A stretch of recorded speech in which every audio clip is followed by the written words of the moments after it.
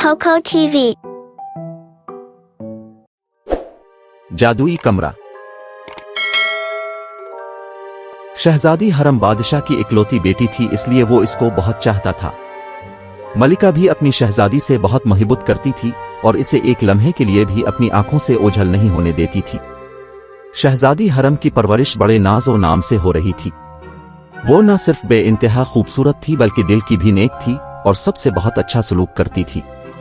इसकी 10वीं सालगिरह नजदीक थी। बादशाह ने सोचा कि इस सालगिरह पर उसे कोई बहुत अच्छा सा तोहफा दे।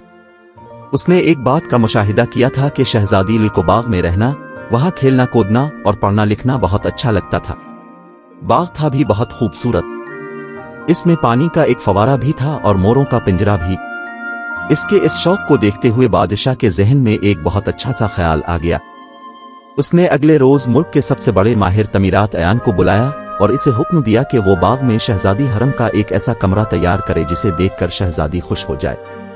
अयान ने कहा, जहां पनाह आपका हुक्म सर, आंखों पर शहजादी साहिबा के लिए मैं ऐसा उम्दा कमरा बनाऊंगा कि जो देखेगा तारीफ का आई बना रह नहीं सकेगा। इसे देखकर शहजादी भी खुश होंगी। इसकी बात सुनकर बादशाह के होंठों पर मुस्कुराहट आ गई। शहजादी की सालगिरह करीब थी, इसलिए कमरा बनाने का काम जल्दी शुरू कर दिया गया। बहुत सारे मजदूर इस काम पर लगे हुए थे और कमरे की तामीर पर दिन रात काम हो रहा था।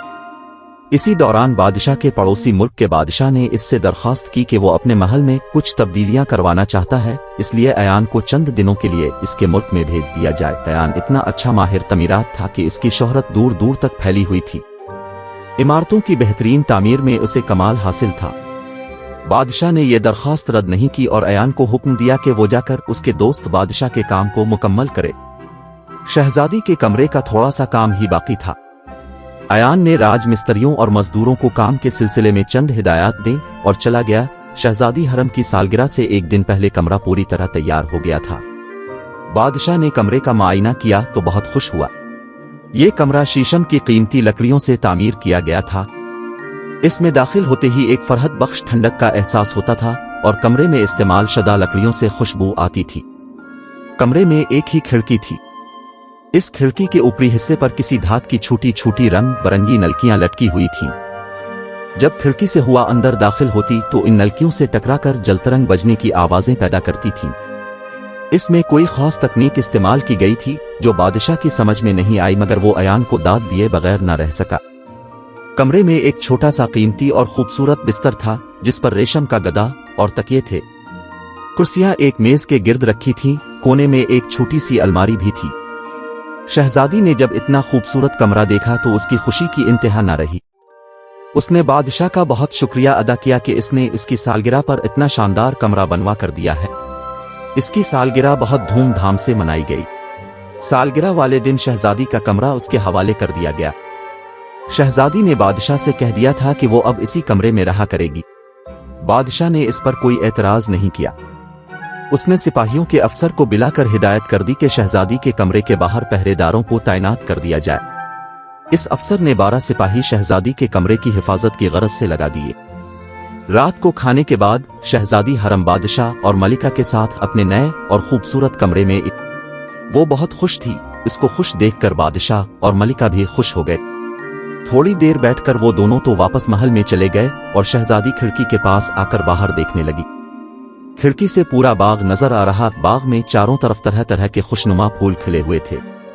दरख्तों पर फल लगे हुए थे। रात होने की वजह से तमाम परिंदे अपने अपने घोंसलों में जा चुके थे। दिन होता तो शहजादी उन्हें भी चहचहाता हुआ देखती। खिड़की में से बाग का यह खूबसूरत मंजर देखकर शहजादी मसहूर होकर रह गई थी। कुछ देर बाद इसे नींद ने आ लिया और वो अपने बिस्तर पर आकर सो गई। इसकी आंख सुबह सवेरे खुल गई थी।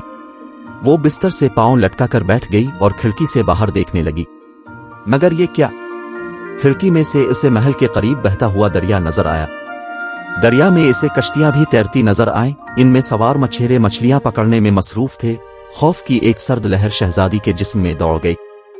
इसे अच्छी तरह से याद था कि रात सोने से पहले वो खिड़की में से बाग का नजारा कर रही थी।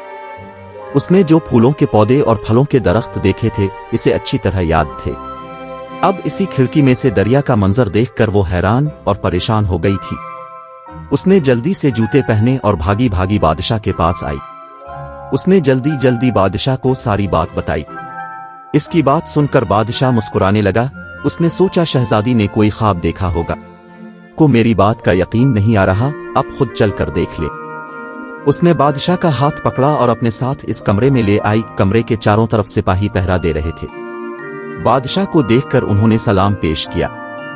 शहजादी और बादशाह जब कमरे में दाखिल हुए तो शहजादी के मुंह से एक हल्की सी चीख निकल गई।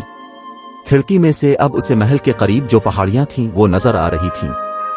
पहाड़ियों पर बेतहाशा झाड़ियां उगी हुई थीं और चंद चरवाहे वहां अपनी भेड़ बकरियां चरा रहे थे। बेटी, तुम तो कह रही थीं कि खिड़की में से दरिया नजर आ रहा है, मगर ये तो पहाड़ियां हैं। बादशाह ने शहजादी से कहा। उस वक्त दरिया ही नजर आ रहा था। वो शहजादी बेबसी से बोली, चलो अब महल में चलते हैं, दरबार का भी वक्त हो रहा है, यहाँ फिर बाद में आएंगे। अब बादशाह ने शफकत से शहजादी के सर पर हाथ फेरते हुए कहा। शहजादी सोच में डूबी उसके साथ चल पड़ी। महल में पहुंचकर बादशाह तो दरबार में चला गया। शहजादी ने पूरी दास्तान मलिका को सुना दी। मलिका को यकीन था कि शहजादी झूठ नहीं बोलती। वो सोच में पड़ गई कि मामला क्या है। थोड़ी देर बाद वो बोली, मुझे कुछ गड़बड़ लग रही है, अब तुम अकेली इस कमरे में मत रहना। शहजादी खुद डर गई थी, वो भी इस जादू के कमरे में नहीं रहना चाहती थी। शाम होने से पहले बादशाह तमाम कामों से फारिग हो गया था। उसने अपने साथ मलिका और शहजादी को लिया और इस पुरअसरार कमरे की तरफ आया। वो लोग वहां पहुंचे तो बादशाह को भी एक बात खटकी। इसे अच्छी तरह से याद था कि सुबह जब वो शहजादी के साथ इस कमरे में दाखिल हुआ था तो कमरे के दरवाजे के सामने पानी का फवारा था। अब दरवाजे के सामने मोर का पिंजरा नजर आ रहा था। बादशाह ने इस बात का तज़किरा शहजादी से नहीं किया था कि कहीं ये बात सुनकर वो मजीद ना डर जाए। जब वो तीनों कमरे में पहुंचे तो खिड़की वाला मंजर बदल गया था और बाग में लगे फूल पौधे नजर आ रहे थे। अब्बा हुजूर देखा अपने, मैं सच कह रही थी ना? एक शहजादी हरम ने बड़े जोश से कहा। हमारी बेटी झूठ नहीं बोलती, तुम सच ही कह रही थी। अब हमें इस बात का खोज लगाना पड़ेगा कि कमरा बार बार क्यों घूम रहा है। जब तक हम इस बात का पता न चला लें कि यह मामला क्या है, यह हमारा हुक्म है कि इस कमरे को बंद कर दिया जाए और चाबी हमारे हवाले की जाए। बादशाह के हुक्म की फौरी तामील की गई और इस नए कमरे को ताला लगाकर चाबी बादशाह की खिदमत में पेश कर दी गई। बादशाह ने सोच लिया था कि अयान से इस सिलसिले में बात करेगा। वो तो पड़ोस के मुल्क में इसके दोस्त बादशाह के काम से गया हुआ था, इसलिए बादशाह उसका इंतजार करने लगा। एक हफ्ते बाद अयान की वापसी हो गई। बादशाह ने उसे तलब कर लिया। बादशाह ने कहा, तुमने शहजादी का कमरा बहुत अच्छा बनाया है, मगर एक बात से हम परेशान हैं। थोड़ी थोड़ी देर बाद इसकी समत तब्दील हो जाती है। खिड़की में से कभी बाग नजर आता है, कभी पहाड़ियां और कभी दरिया। इसकी वजह क्या है? अयान ने अर्ज की, हुजूर वाला, आपके इरशाद के ऐन मुताबिक मैंने शहजादी साहिबा के लिए एक बेमिसाल कमरा बनाने का सोचा था। चंद साल पहले मैं मुल्क यूनान गया था। वहां मैंने घोड़ा देखा था। वो घोड़ा था तो लकड़ी का, मगर उसके अंदर लोहे की गरारियां वगैरह लगी होती हैं और उनको चलाने के लिए घोड़े की रिकाबों में पुर्जे लगे होते हैं, जिनकी वजह से वो दौड़ता भागता रहता। इस काम का माहिर मेरा एक दोस्त था। मैंने कुछ अरसा लगाकर उससे इस हुनर के बारे में काफी मालूमात हासिल कर ली थी।